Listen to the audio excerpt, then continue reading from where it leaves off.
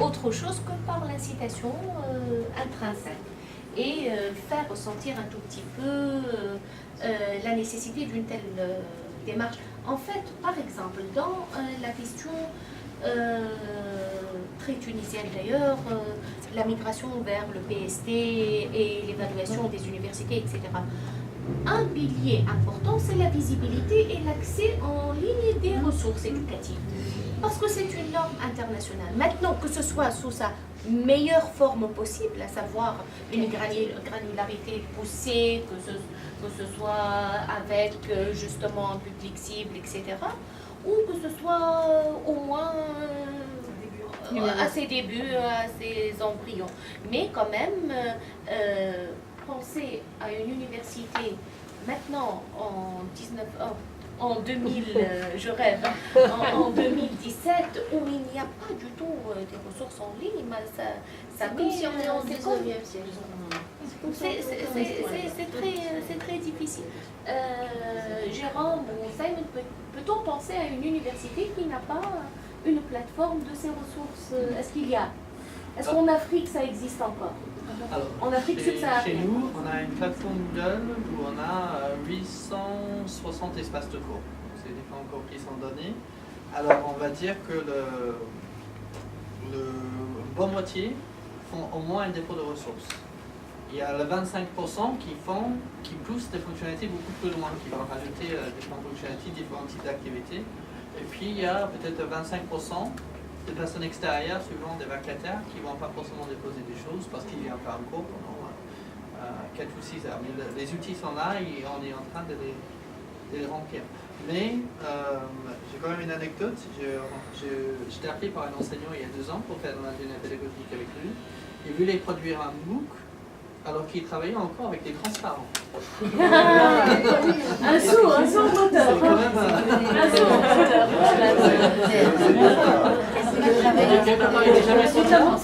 mais quelque part aussi, voilà, en France, il y a des mais quand même, le tendance générale est vers le fait qu'il y ait au moins une ressource ou 2 ressources par Au moins.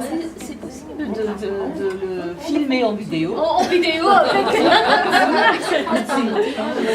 C'est vrai. Sachant que, désolé de vous dire, mais au sein de notre faculté, nous avons une très mauvaise connexion. Nous avons une bonne partie des amphis ne sont pas connectés. C'est pas grave, il y a La les connexion ne 3G. marche pas et il n'y a pas d'ordinateur pour les étudiants. Non, c'est les smartphones. Tout le monde est connecté à Facebook. Tous les étudiants, Oui. tous les étudiants sont connectés à Facebook. C'est très difficile de lire sur un smartphone. Mais Certains petits smartphones, il ne faut pas croire. Asma, c'est pour nous, hein, mais eux, donc. Non. Pour nous, donc les difficiles, mais pour eux. Moi, j'ai envoyé on a fait cette enquête durant mon master, donc on a vu qu'on a trouvé que 90% des étudiants sont connectés à travers leur smartphone. Ils n'ont même pas un ordinateur. Oui, mais pour lire des ressources Oui. sur un téléphone, pour consulter Facebook, ça marche. Oui, mais Mais c'est pour pour des consulter ressources des en ligne. vidéos aussi, ça peut Ça marcher. marche. Les Mais plateformes pour d'éducation, lire ça marche aussi. Pour avoir des ressources éducatives avec un smartphone, courage. Vu l'importance Et de la ils n'ont pas accès à Internet au sein de notre fac. Il faut le dire parce que il faut chercher l'endroit où on a une connexion. Ils sont tout le temps en train de tourner, même à la bibliothèque, même à l'espace des étudiants, à des enseignants. Il y a une très mauvaise connexion. Nous n'avons pas de connexion dans les bureaux. Nous n'avons pas d'ordinateur. Il n'y a pas d'ordinateur pour les étudiants. Donc c'est un peu utopique de parler de ça, alors que les ABC de l'Internet n'existent pas au sein de notre fac, qui est une fac nouvellement conçue. Ça fait 5 ans qu'on est dans ce nouvel espace et c'est très très mauvais au niveau de tout ce qui est connexion Internet, etc. Moi aussi, je suis optimiste. Tant qu'il y a, s'il y a une plateforme pareille, s'il y a les androïdes, c'est que ça va aller. Pour nous, Mais il faudra mettre un contenu très. c'est un commencement, c'est un début. Et proposer des ressources qui peuvent être consultées en ligne aussi. Moi, il m'est arrivé il y a 2 semaines que je partage même le diapo sur une diapo sur le tableau et puis je l'ai envoyé à mes étudiants à temps réel sur leur smartphone et parce qu'on a un groupe Facebook dans lequel je mets tout, les TD, les projets, même si je demande un travail. Ils ont fait entre les séances, ils ont sorti et imprimé le cours et ils sont revenus aussi. Donc il y a une interaction dans notre... C'est très important. Dans les cours, moi je fais de la finance internationale, j'ai besoin d'accéder parfois à des informations en temps réel, de leur montrer comment les cours varient. Je n'ai pas d'accès à Internet dans les amphis, même dans les salles, il n'y a pas d'accès. Ça c'est dans les entraves logistiques ou les entraves aux OIA. Il faut partager avec le 3G, avec l'ordinateur. Partager, le 3G. Parce que... Oui, on n'est pas supposé. Le problème, je pense, c'est qu'on ne peut plus faire la différence quand est-ce que donc les étudiants répondent en consultent leurs ressources ou donc sont journalistes. Ah oui, ça c'est vrai. On ne peut plus contrôler. Bon, pour l'instant, l'université ne dispose pas d'une grande variété de ressources pour qu'on puisse encourager ou bien inciter les enseignants, collègues à s'y mettre et à nous envoyer donc leurs ressources. Mais je dirais que s'il faudra mettre des échantillons donc à la page d'accueil,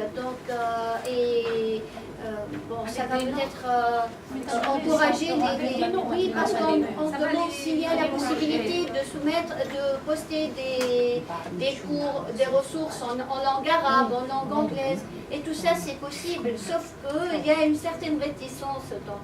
Mais grâce au produit donc Moodle, il est flexible, donc ça supporte toutes les langues, ça supporte donc les formats grâce à les EPUB, grâce aux EPUB et tout. Donc l'essentiel pour nous c'est de mettre à disposition ces ressources et on saura après les diffuser et les partager au public. Voilà.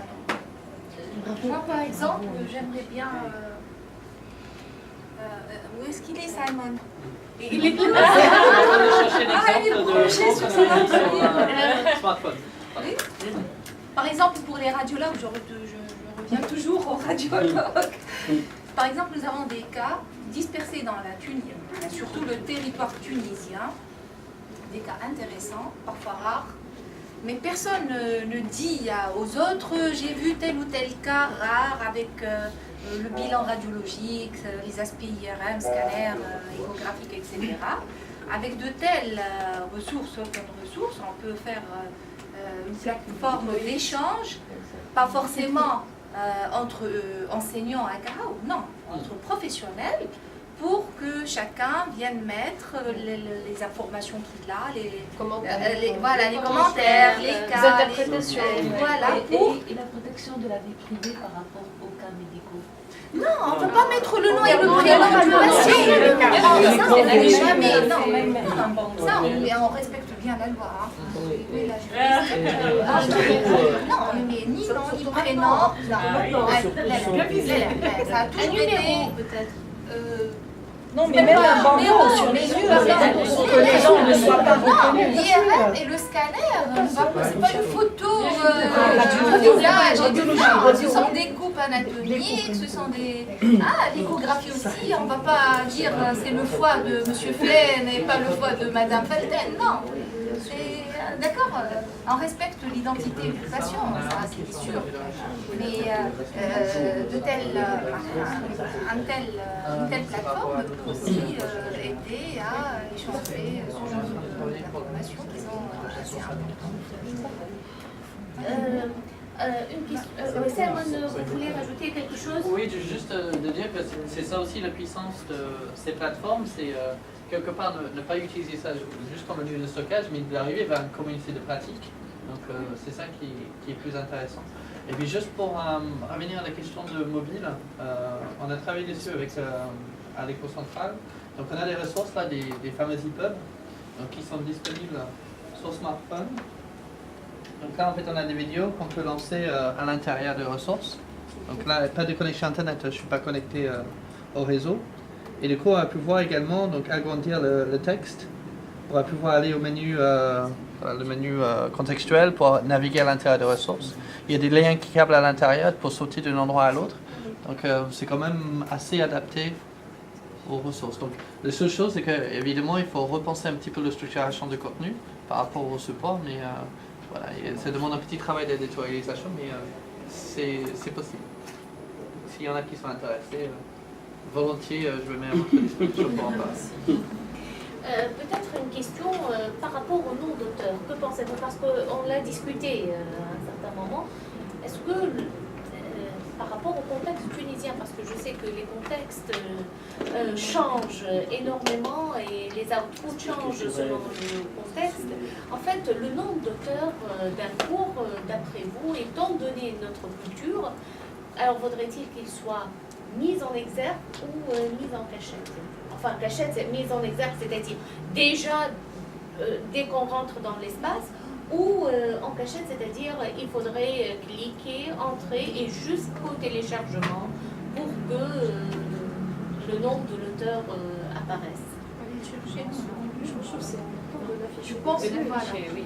Parce que, comme l'a dit Asma tout à l'heure, parfois il y a certains contenus qui font vraiment assumer sa responsabilité.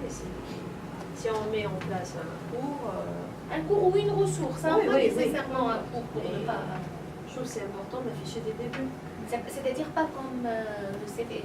Ceci est un embryon, c'est simplement on le voit en tant qu'essai. Donc nous l'avons mis à l'intérieur. Il faudrait télécharger pour le retrouver. Donc vous suggérez le contraire. Hein. Voilà, en fait, la question se posera peut-être si on a deux ressources, par exemple, qui s'appellent calcul de probabilité. On a deux ressources qui vont traiter la question. Il faudrait peut-être une manière de pour différencier. calcul de probabilité, alors des noms. Oui. Donc il vaut mieux le mettre déjà dès qu'on entre dans la page de la plateforme, c'est ça? Ça peut être intéressant. Quand on va arriver vers une masse, d'accord. la question On se peut posera différencier peut-être. par les noms d'auteurs. Ouais. Ou le nom d'établissement, c'est parfois le nom d'établissement qui est aussi porteur de qualité. Oui, certains cours, ça dépend de l'approche qui est adoptée par l'enseignant. C'est-à-dire que le même cours, surtout pour des matières comme, je sais pas, sociologie ou... Donc, il y a des approches qu'on adopte et chaque enseignant peut assurer le cours à sa façon. C'est-à-dire, il a une vision du cours. Et là, on peut mettre cours RH X et Y. C'est pas la même chose. Donc, tout à fait, c'est très intéressant. Peut-être une autre chose, si on a la rubrique rechercher le cours, rechercher par thème ou rechercher par auteur.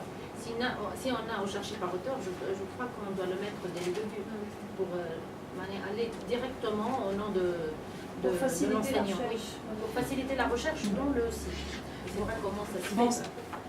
Ça reste un avis par rapport à la dernière proposition.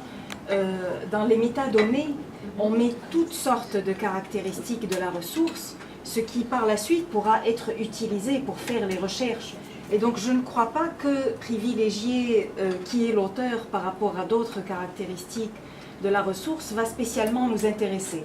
Je peux autant faire ma recherche par mots-clés, par thématique, par auteur, ou éventuellement selon d'autres critères. Mais je ne pense pas que ça nous ferait avancer de faire accompagner chaque titre de ressource ou bien chaque intitulé de ressources par le nom de son auteur. D'ailleurs, il se peut qu'il y ait tout un groupe d'auteurs. Je préfère que ça soit au niveau des métadonnées et que ça soit tout à fait exploitable en vue de mener efficacement les recherches. Mais ça reste un avis. Hein. Et puis ça reste une expérience, on mettra, on changera, on dialoguera selon les résultats et puis on peut changer. N'est-ce pas, Fayrouz? Nous, on est en train d'essayer de trouver un chemin sur comment faire d'amélioration. C'est vraiment un début Voilà, peut-être. Pour un début, il faut informer les enseignants des avantages derrière cette plateforme. Ça, c'est important. Donc, l'informer, informer, donc je ne sais pas pour les personnes présentes si elles sont intéressées de mettre leur cours ou bien des ressources. Parce Parce qu'on on se rend compte qu'on fait des erreurs et quand on enseigne, a priori, on fait des erreurs. Et puis, il vaut mieux des ressources de petite taille, je ne sais pas. Et au-delà de proposer vos contenus, il y a un ambassadeur dans vos services aussi, dans vos établissements, pour Voilà, effectivement. un travail de longue haleine, un réseau voisin pour accompagner. Oui, effectivement. Il y a 2 points qui ont été évoqués par CIGEMEL qui nous a communiqué déjà 3 fiches. Oui, merci, 3 CIGEMEL. métadonnées et 3 cours. Donc, il faudrait savoir s'il pourra poster le même cours, la même ressource sur les serveurs de l'UVT ou bien autre serveur. Ça d'une part. Ou est-ce qu'il y a un contrat à signer pour qu'il puisse donc voir est-ce qu'il y a en fait une charte, est-ce qu'il y a donc tout ça, ça a été posé par CIGEMEL. D'autre part, il souhaite aussi avoir une attestation pour chaque cours ou bien chaque ressource postée. Donc moi, j'ai pas su répondre à ces questions en fait, mais ça a été évoqué par lui-même. Voilà. Tu me regardes, Fayrouz, au moins je sais répondre à la première question et je pense que c'est